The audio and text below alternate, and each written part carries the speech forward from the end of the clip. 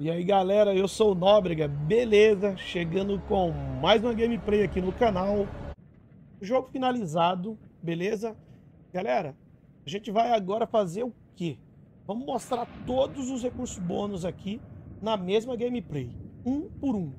Bora, completo.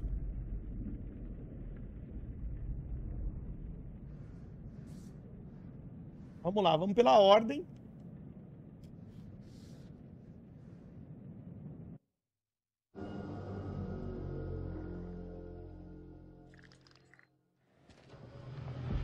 When the queen bitch finds out about this, she's gonna flip her shit. Rachel and I, we know each other. Sir? The queen bitch you're referring to is his wife. Nice work, Hotshot. Ashley Tisdale, welcome. Now, Ashley plays Rachel in Supermassive Games' Dark Pictures Anthology's House of Ashes. All right, Ashley, what can you tell me about your character? My character, Rachel, is a CIA operative, and it is taken place in 2003 in the Gulf War, and she is on a mission to find chemical weapons, so she's pretty badass. Wow, this is your first time doing a video game. This is my first time, yeah. Wow, so how does that process compare to maybe the stuff that you've done, on camera before? I think that it's just very obviously a different approach to it. I do a lot of voiceover for animation series, so I would say it's more in line with that because you're in a studio all day and it's like you and the script and then also like some of the other characters, but it's just like kind of going through it really fast versus, one scene on a TV show or a movie could take like an hour to 2 hours. So you're constantly going through it. It's a really long process. But it's cool, it's different. You're wearing like heavy machinery on your head. And it's like getting all of your facial expressions. So it's pretty crazy. You can just be like completely like so muscular by the time you're done. Your neck will be... I know. My neck is super strong. Yeah, the strongest neck ever now. Yeah. And how do you prepare for something like that? Then I feel like the script, it's not maybe necessarily you're preparing for particular scenes, everything is so varied. How do you really kind of get ready for it? I pretty much, obviously read the script beforehand, but I don't spend a lot of time on it like I would another script, like either with a movie or a TV, because it's the same thing of how I approach animations, is that I know when I'm here, I'm going to be with the director and they're going to have me do it like multiple different ways because there is multiple different directions the character can go.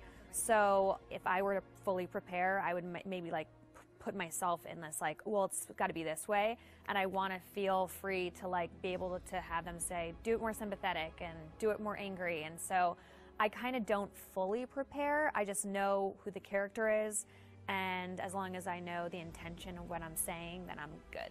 Bacana, hein? What is it? The guy who served me, I don't know. He was looking at me pretty strange. Probably doesn't get to see a woman like you around these parts very often. Especially one that's showered. With any series or film, there's just that one linear path for your character. Yeah. And with this, you have the option of There's living out many the different multiple... arcs. Yeah, how do you kind of keep it all straight or keep a continuity with your character through all that? Honestly, I don't even remember half of it. I think it's just obviously relying on the director. And the guys at Supermassive, they're just really great at knowing where we are in the storyline. And so it's just heavily trusting them. And then, just kind of knowing, that it's just going to go. I can't, there's just so many different areas that it can go. And I could die in one of the things, and I could become a vampire. I can, live. It's just like, it's so crazy how opposite. A hora que ela caiu, né? It's got to be interesting, too, to think that someone's going to, like, play you in a game and then maybe you'll die or you'll live or you'll... Yeah. Like, the people will be in control of your future. I know. I think it's going to be really crazy just seeing my face on, like, the character, Like, that's going to be so wild. It's so crazy how far video games have come. It's so much more cinematic and like the movies that it's pretty wild. It's, like, beautiful to watch, but it's going to be crazy. Now, I guess we have a couple rapid-fire questions that I'd like to hit you with as well. Okay, ready for this? Okay, so bitten by a vampire or buried alive? Oof. Yeah, bitten by a vampire. Oh, really? Well, then you get to live forever, so, That is true. Okay, I never thought of that element of it. things that you've shot so far, do you have a favorite scene? I think my favorite scene would have to be probably early on between Rachel and her husband. It's a flashback, and it's them in the car, and it's a moment in time that kind of changes everything. And what I love about it is that it really shows who Rachel was and how it changed her to become who she is today. There's just so much happening in the game that it's just like a moment where it's parte just não like really aparece no kind of game. stripped down and one-on-one, and I think it's a really beautiful scene. What is it? The guy who served me, I don't know, he was looking at me pretty strange. You know, my sole objective, Rach, is to make you happy. Doesn't matter where we are or what we're going through, I'll always put a smile on your face. See? I told you. So how do you get into that? Because I feel like, you know, it's sometimes it's such a sudden change from one scene to the next. So how do you kind of really get into that moment so quickly? I think how we've done it is that we would start off with the earlier stuff. So Okay. it's kind of like you're building to the bigger pieces. And yeah, usually the end of the day, we'll have like the biggest stuff, whether that's us like screaming and fighting, because it obviously drains Yeah. us and our vocals. So, you know, they know to kind of like have us do the whole like action stuff at the very end of the day. They're breaking through the perimeter. You got any bright ideas? Now's the time. Muito bom, cara. Esses bônus desbloqueados, bem legal, hein? Bem legal. E olha que a gente tá só no primeiro bônus. It's gonna be odd of being like, okay, now we're gonna be sweet, and now we're gonna be screaming. It's and then hard you're to gonna go be dying, backwards, and then you're gonna be back alive again, and this is a touching moment, and you're gonna die. Yeah, and the first time it's gonna be like a strange experience, kind of going off on your own and acting out that kind of separate. Yeah, it's definitely a very interesting process to watch, and it's different from anything I've ever done. Has it been hard to navigate doorways with the camera on? Like, do you find Oh, no, I take them off right away. Okay. Anytime I can get a break, because it is a heavy thing, and so it's just like most of the time I'm sitting on the couch with it, like holding the helmet up, because it's like, you know, it's like a weight on your head. So yeah. it's pretty crazy. It's expensive equipment. You don't want to like bang it on a door frame. No. Well, now that they've got you in the game, they can put you in anything. I know. I'm so excited because I've never been able to play something like this. Yeah, okay. Well, that's good. Cool. Thank you. Bacana demais, cara. Eu pensei que ela estava morta depois que o Eric cortou a corda. E não, de repente ela parece viva. Então foi bem interessante. Agora, o Eric ter morrido, realmente, eu fiquei bem chateado. Eu acho que era um cara pra ficar até o fim. Esse foi um dos bônus. Tem mais, galera.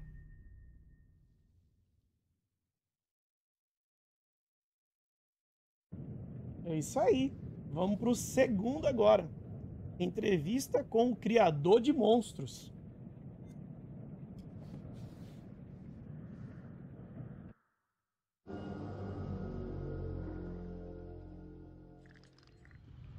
The creature has powerful claws and fangs formed from hardened, unidentifiable tissue.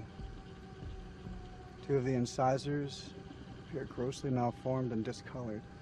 Blood is like nothing I've seen. We always like to base our stories in some sort of real-world truth, a piece of folklore or a piece of mythology. With vampires, obviously, there's so much to choose from cultures all the way around the world. So rather than pick one particular legend, we thought it would be fun to create a monster that ties all of those legends together in some way. So we had an idea for a creature that lives underneath the ground and emerges every few years. Our vampire is actually an alien parasite. It invades a host body. The creatures that you see in House of Ashes, the winged demonic creatures, were actually once an intelligent race of cosmic nomads traveling through the stars on this big generation ship. They somehow picked up this alien parasite and it ravaged through their crew, and their ship went out of control and crash landed into prehistoric Earth, where it was buried under the ground in what is now the Zagros Mountains. Eu falei isso. Seeing a parasite, this alien slug needs to find a host body, a living body or a recently dead one. Once it invades that body, it grows inside it, killing the host if host is still alive. And its tendrils reach out into the host's brain and hijack its central nervous system, sort of reanimating it. It then goes on the hunt for blood.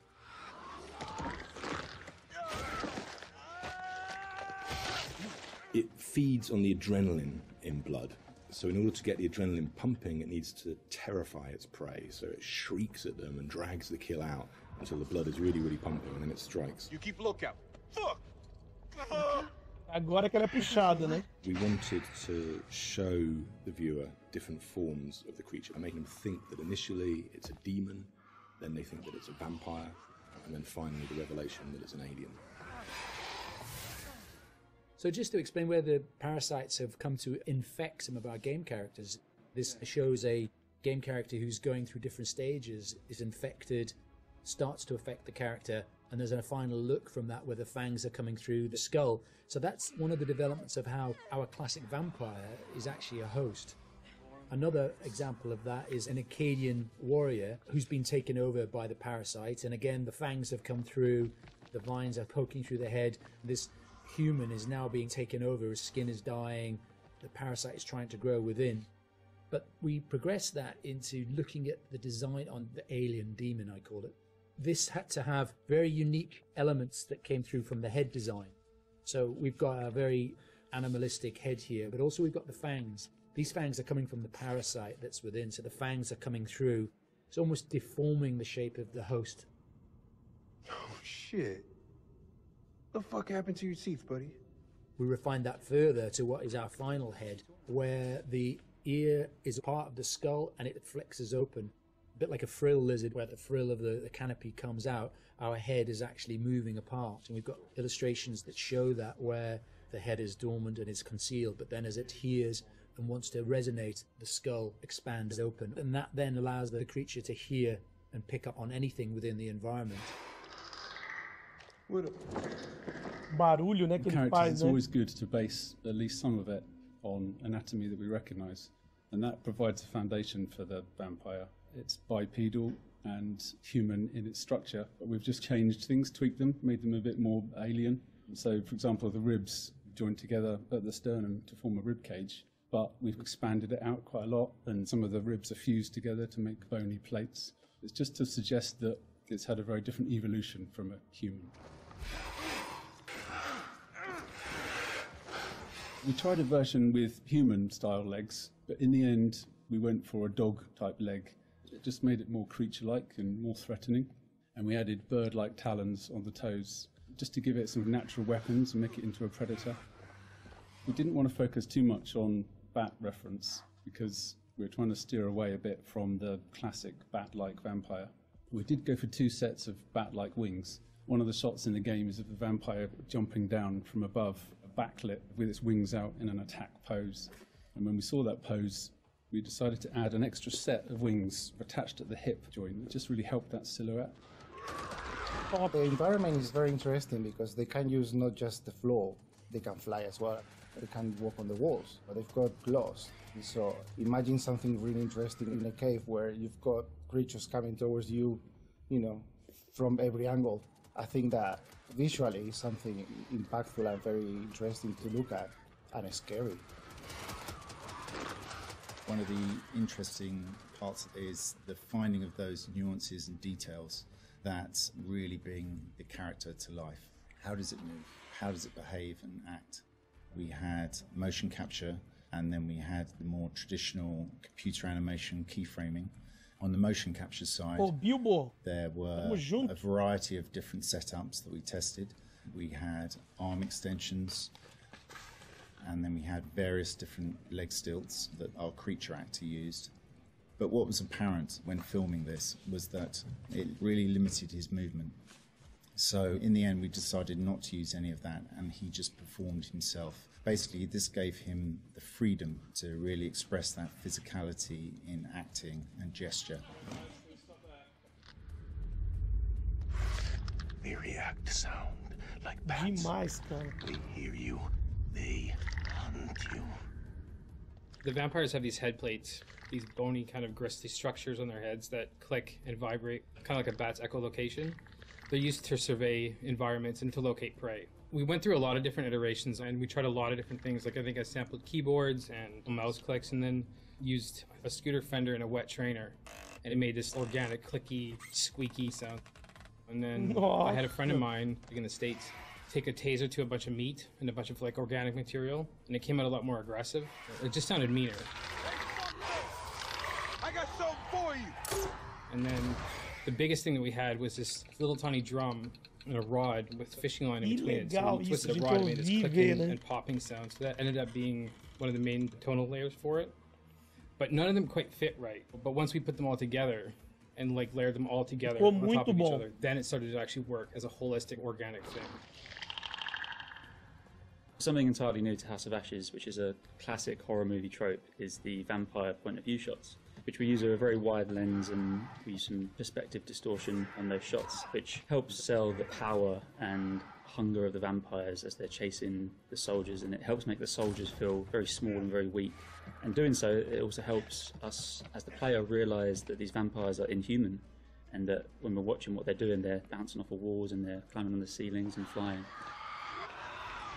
At any time in the game, the players could be running through an endless maze of tunnels, and we use very tight shots on these with a lot of handheld, a lot of tilt again, to emphasise this claustrophobicness and this tension and not being able to see what's chasing them. And it's in complete contrast then to later on in the game where we see these grand environments that they uncover, which could be a temple, a city, or things like that, that we have these wide shots that really sit still and just let the players soak in that environment.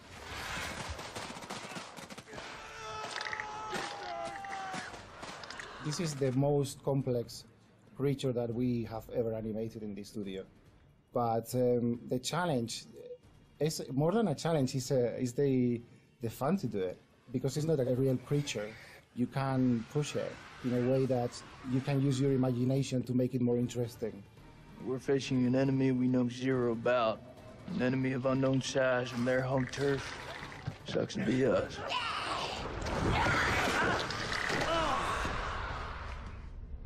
Muito top. Os barulhos, né, cara? A gente viu como que eles criaram os barulhos que os monstros faziam. E lá a gente sentia na pele aquele nervosismo. Ok. Agora nós vamos para o depoimento de Randolph Hodgson, parte 1. Bora!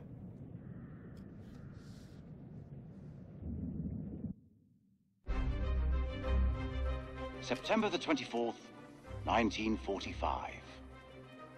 When Lady Bradshaw summons you, you go.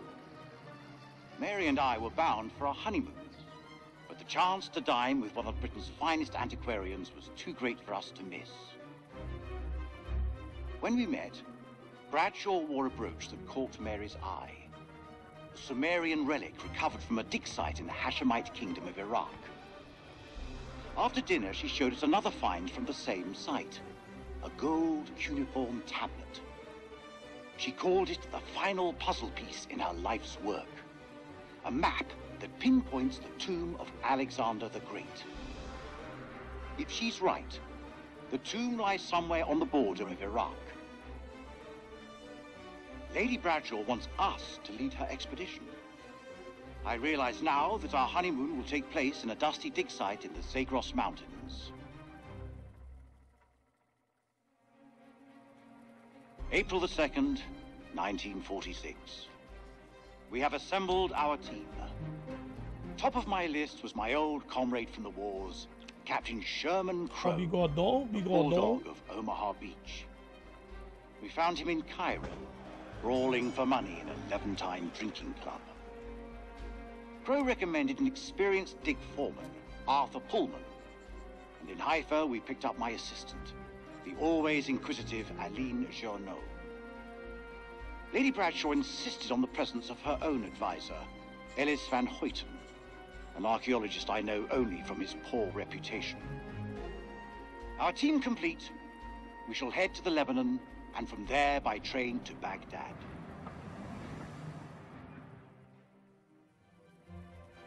October the 21st, 1946. Crowe was the first to break into the tomb, an honor he shared with Bessie, that damned machine gun of his. It was a beast of a weapon, but it seemed to comfort the fellaheen doing the digging. This place has lain undisturbed for centuries. It is not the tomb of Alexander the Great, but a temple of an even older god king, the Akkadian despot, Naram Sin. We have been mistaken, but Lady Bradshaw still declares it a find for the ages, a discovery that will write our names in the annals of history. Looking out at this sceptred hall, I have no reason to doubt her.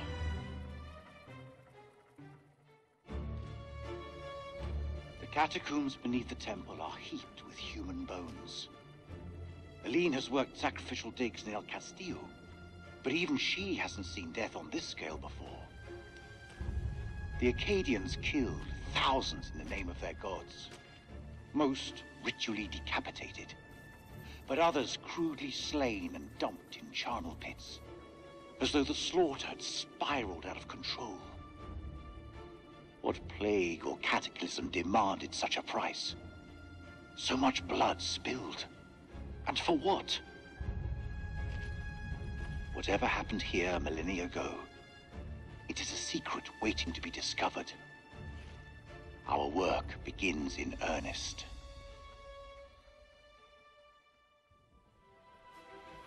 Seventh of December, 1946. Our finds have been so spectacular, I couldn't resist breaking out the champagne. As I entered the survey tent to pour a glass for Mary, I realized something was awry. She'd found Bradshaw's crate of dynamite. I tried to calm her, but she worked up a full head of steam, sounding off about the risks of using explosives at a dig site. She was right, of course. I feel terrible for hiding it from her. Just then, Crow arrived and picked up the dynamite.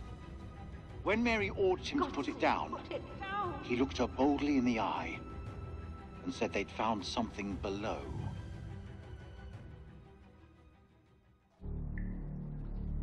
The bottom of the chasm stank of death and was littered with corpses, fresh enough to be covered in flies. Crow thinks that local bandits must have tossed their victims down here after robbing them. I pity those hapless wanderers. The fear they must have felt as they tumbled to their doom. But this was not what he wanted to show us. An unearthly light pierced the rocks. When Mary asked us what it was, Bradshaw nodded to Crow, who broke open the dynamite.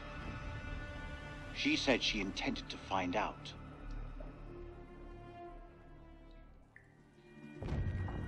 Blowing a hole through the rock face, we found a gateway to a strange world below. A phosphorescence emanated from beneath, casting its eldritch light over us all. Lady Bradshaw was insistent that we descend further. Perhaps Mary is right, and Bradshaw is becoming reckless and uncontrollable.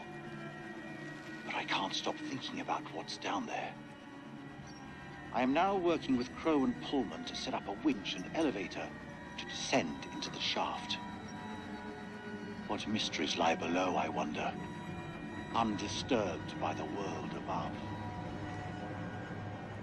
Eles que criaram aquele elevador, então, né? Que a gente viu lá, né? 13th of December. Tá vendo de novo Crow, aqui, ó. Bradshaw and I descended in the elevator. As we left, I was struck by the change in Bradshaw's temperament. She seemed eager, almost manic in the face of our new discovery. When we reached the bottom, Crow could not prevent himself from letting loose an oath. There before us, set in a dizzying vault, lay a city. It was loathsome, colossal, and sleeping. A great carcass built in some ancient age before men. Overcome with awe, I fell to my knees.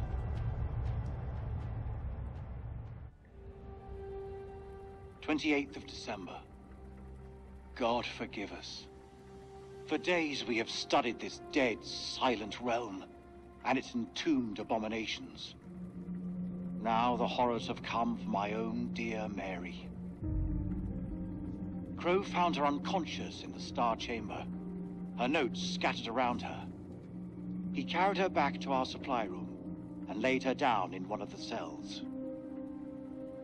When Bradshaw learned what had happened, she was evasive about Mary's work down there. As I cleaned my wife's face, she spoke to me in a fever, sounding distressed and confused. I have resolved to keep a vigil over her. I pray her fever abates so we can escape this cursed place.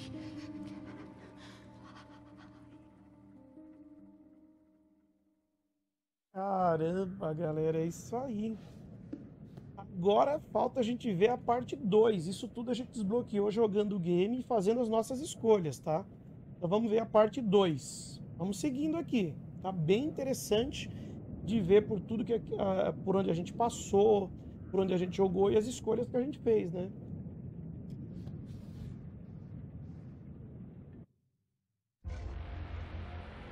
"29th of December. Pullman says the radio has been sabotaged. An expert job, with vital wires severed. Someone wants to cut us off from the outside world. Eileen fought in the Resistance, but while she is undoubtedly capable, I refuse to accept she's responsible. Personally, I still harbor doubts about Van Hoyten, although without proof, everyone remains a suspect. All I can do now is place sentries on the expedition's equipment.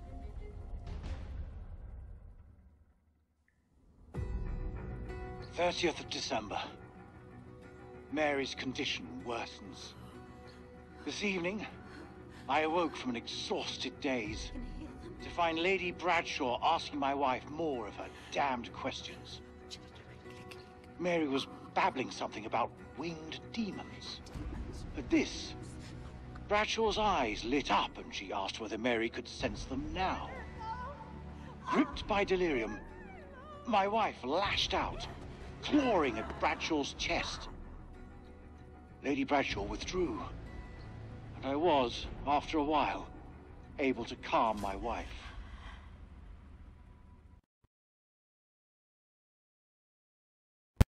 First of December. Mary is dead. I sat with her in her final moments, telling her how sorry I was.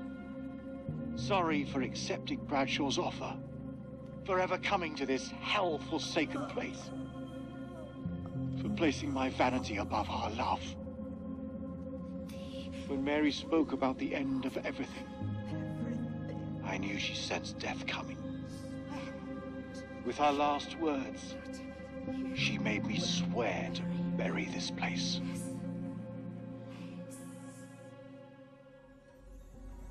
"9 p.m. Something unholy has happened. As I sat with my wife, I noticed something in her hand. Lady Bradshaw's brooch.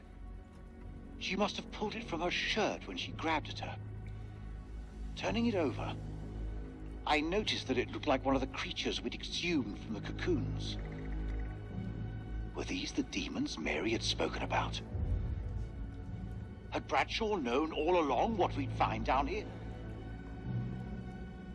Then Mary's corpse moved. It was not my wife. It was something inhuman. It leapt at me, and only the bars of the cell spared me from its fury.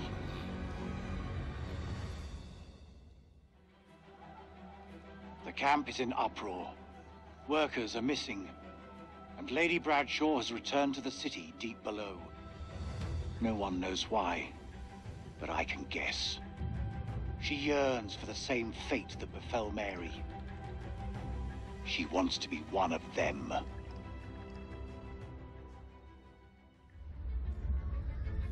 First of January, 1947, 1 a.m. The saboteur has struck again, sealing us in here. We are hopelessly trapped with those things. All around us, they shriek from the darkness.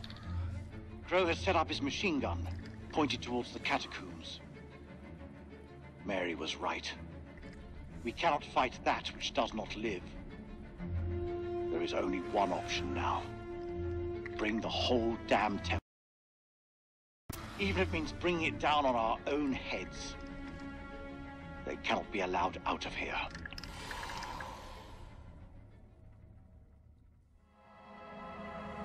When this temple falls, my wife and I will be buried together, side by side. I owe her that, at least. The portrait that I carry in my watch case is the Mary that I remember, not that thing in the cell.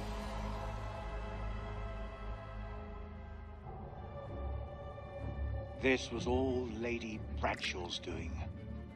She knew all along what was down here. She led us to them. I found her below, hunched over the murdered corpse of Van Hoyten. As she turned to face me, I saw that she had changed. My hand fell to the closest weapon I could find, an iron tent peg. I stabbed her with the metal, impaling her in the heart. She died. Unholy screams echoed from deep below, as if answering the sudden release of blood.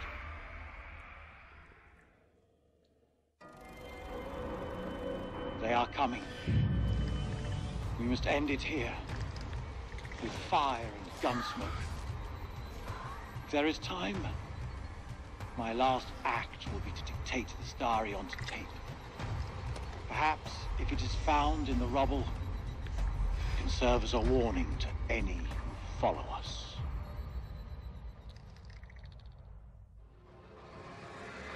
The bones of this temple are drenched in blood. We have set foot on an uncharted shore and roused something ancient and wicked. A blasphemy that comes in indescribable shapes and forms. For eons we lived as children in this world, unaware of the horrors that slumber beneath our feet. Now we have blindly thrown open the gates to madness. I fear being taken, but I must do what I must. We must seal this place for eternity, for all mankind. Mary, I'm sorry.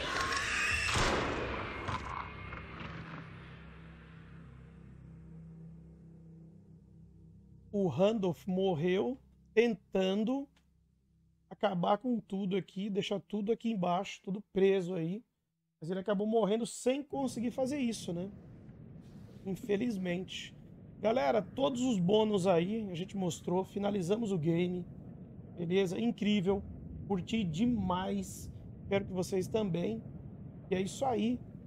Se curtiu o jogo, se curtiu aqui todos os recursos bônus que a gente trouxe aqui, compartilha com a galera, ativa o sininho aí, deixa aquele like, se inscreve no canal, é isso que ajuda a trazer conteúdo de qualidade, beleza? Tamo junto, até mais. Fui!